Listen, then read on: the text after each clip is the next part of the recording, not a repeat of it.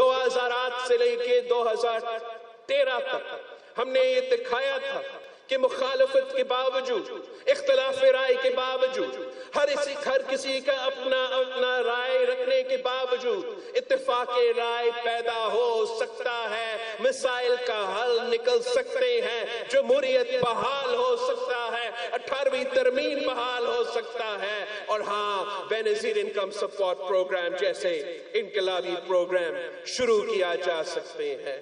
جب نفرت کی سیاست کے بجائے، جب تقسیم کی سیاست کی بجائے خدمت کی سیاست کو زور دیا جاتا ہے۔ ہمیں سیاست میں برداشت پیدا کرنا پڑے گا، اختلاف رائے کے لیے بھی گنجائش چھوڑنا پڑے گا، اور ملک کو قانون اور آئین کے مطابق چلانا پڑے گا۔ جمہوری سیاست کو بحال کرنا پڑے گا، اور انا کی سیاست کو دفن کرنا پڑے گا۔ عوام پہ بھروسہ کرنا پڑے گا، عوام پہ بھروسہ کرنا پڑے گا۔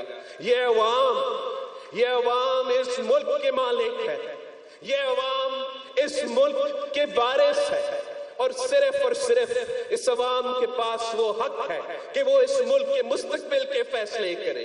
یہ ملک کے مستقبل کے فیصلے تب کر سکیں گے جب ان کو اپنا ووٹ کا رائٹ ملے گا، اپنا الیکشن کروانے کا رائٹ ملے گا، اور وہ اپنے حکمران چن سکیں گے۔